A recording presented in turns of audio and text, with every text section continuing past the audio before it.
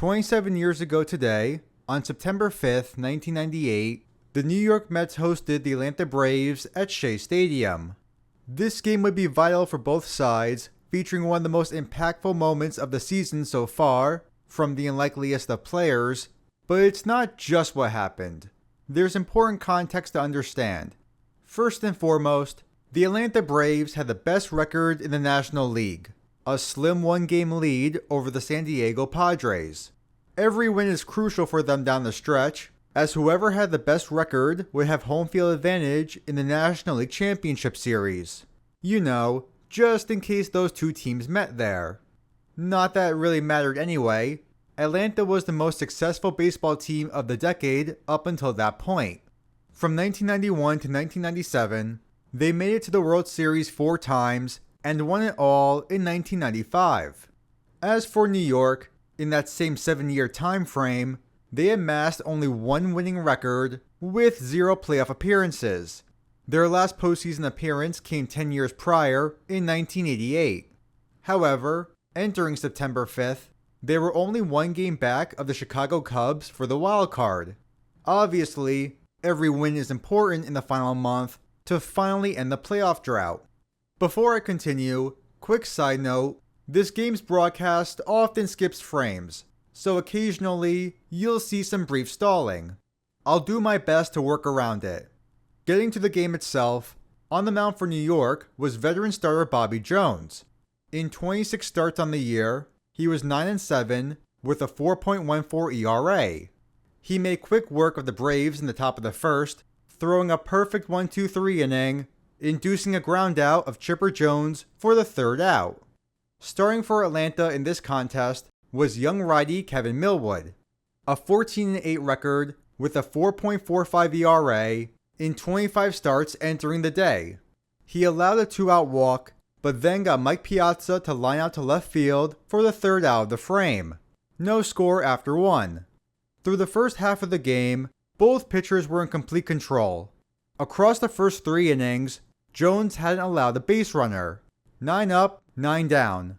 Millwood only allowed 1 hit in the first 3 innings, while striking out 4 batters along the way. In the top of the 4th, the Braves put runners on 2nd and 3rd with 2 outs, but Jones got Javi Lopez to fly out to deep center field to put an end to the inning without a run scoring. In the bottom half, a single and 2 walks load the bases for Ray Ordonez. With a chance to strike first, Millwood got Ordonez to fly out to center field for the 3rd out. Despite no score through 4, that quickly changed. On the first pitch in the top of the 5th, Andrew Jones did this. A drive to left center field, and that's going to leave the yard, a home run for Andrew Jones. His 26th homer of the season to give the Braves a 1-0 lead. Later that inning, Atlanta would put a runner on second base with 2 outs, but Jones got Ozzie Guillen to ground out to retire the side, limiting the Braves to just the 1 run. In the bottom of the 5th, the Mets responded right away. A 2-out single put a runner on base for John Olerud. For next year. Here's a long one to right field by Olerud, and it's a gunner! So much for a pitcher's duel. First the Braves jump out in front, then the Mets take the lead right back. Although, that lead wouldn't hold for long. In the top of the 6th, a single and a walk put 2 on base with 1 out for Javi Lopez again. This time, he banged a single back up the middle to drive home Chipper Jones, tying the game at 2 apiece. Following Lopez was Andrew Jones, who promptly hit a slow dribbler down the third base line that just stayed fair for an infield single. Quite the juxtaposition from his previous at-bat. Big spot here. Bases loaded, 1 out, 2-2 game in the top of the 6th. At-bat now is Greg Colburn.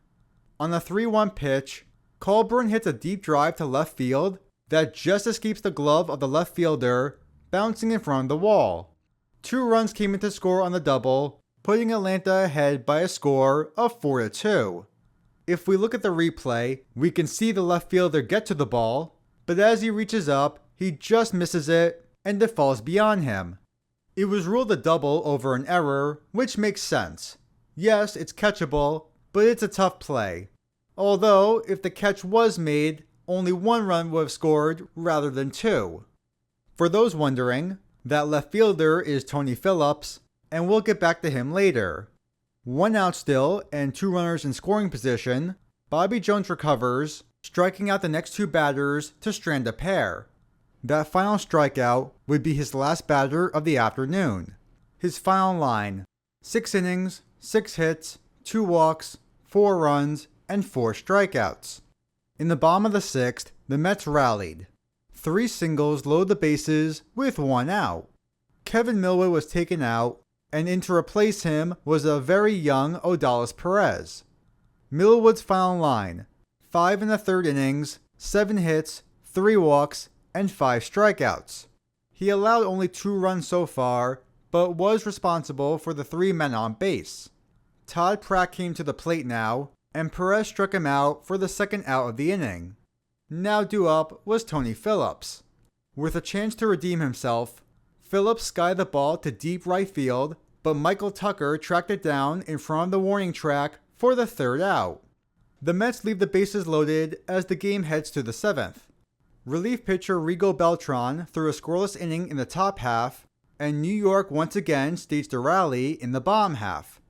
With 1 out, John Olerud and Mike Piazza hit back-to-back singles to put runners on the corners, tying runs on base for Brian McRae. A new pitcher is brought in to face McRae, a rookie by the name of John Rocker. Maybe you've heard of him. On Rocker's first pitch, McRae hits a double play ball to second, but the speedy outfielder was just able to beat out the throw to first base, and a run comes in to score. Here's a replay of it, and you can see that the throw from Guillen hit Mike Piazza on the hand, causing the ball to slow down just enough for McRae to beat it out. This is why you put your hands up on a double play ball. I guess you can say that Piazza gave the Braves the finger. Tying run on first base with 2 outs now, Rocker was able to get Butch Husky to fly out to right field for the 3rd out, maintaining the Braves' lead. In the top of the 8th, the Mets bullpen continued to keep the Braves off the board as Turk Wendell retired the side. 3 up, 3 down. To the bottom of the 8th we go, still a 1-run game. For Atlanta, Rudy Cienez took over on the mound and initially made quick work of the Mets. Carlos Baerga was due up first, and he grounded out to first base to start the frame. 1 pitch later, Ray Ordonez flew out to left field. 3 pitches into the 8th, and Cienez already has 2 outs. As Matt Franco comes into the game to pinch hit for the pitcher, let's quickly recap everything so far. Both starting pitchers were excellent for most of the game, until the Braves struck first in the 5th inning. The Mets quickly retaliated to take the lead, only for Atlanta to retaliate themselves and tee off Bobby Jones. New York chipped away, but with 4 outs left, they're still down a run. In the grand scheme of things, the Braves more or less have a cakewalk to the playoffs, their 7th straight appearance. The Mets are battling it out to the wire just to end their decade-long drought. Trying to keep the inning alive, Franco draws a 2-out walk, bringing Tony Phillips to the plate, and now I'd like to briefly discuss him. 1998 was the 17th and penultimate season of Phillips' long career. He actually spent the first half of the season unemployed, as he didn't see action on the field until he signed a minor league deal with the Toronto Blue Jays in early July. After a 2-week stint in Toronto, the Blue Jays trade Phillips to the Mets at the trade deadline. At first, it didn't go so well. In 145 plate appearances for New York entering this game, Phillips slashed .227 with a .347 on base and .319 slugging for a .667 OPS. Not terrible, but that includes a .105 batting average in his previous 11 games. Also, let's not forget A, the misplay fly ball in the 6th that cost the Mets a run, and B, stranding the bases loaded. That's a good metaphor for how his short stint in New York has been so far.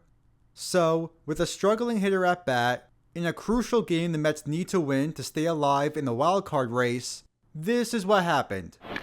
Phillips hits a drive, hits it well, right center field. And it's gone! A home run Phillips giving the Mets the lead. It's always the unlikeliest players that step up in a big moment. Who would have ever thought that Tony Phillips would play hero after everything that went down? Now ahead 5-4 entering the top of the ninth, the Braves managed a 2-out walk to put the tying run on base, but Gerald Williams popped up for the final out of the game. An absolute clutch victory to keep New York alive and well in the wildcard chase. In the long run, the result of this game wouldn't matter. The Braves finished the year with the best record in the National League, while the Mets finished a game out behind the Cubs by season's end, missing the playoffs entirely. While it didn't have an effect, for one afternoon some 28 years ago, it was a struggling hitter in Tony Phillips who played hero for a team in a tight playoff race. One of the most unlikeliest clutch hits in Phillips' long and storied career.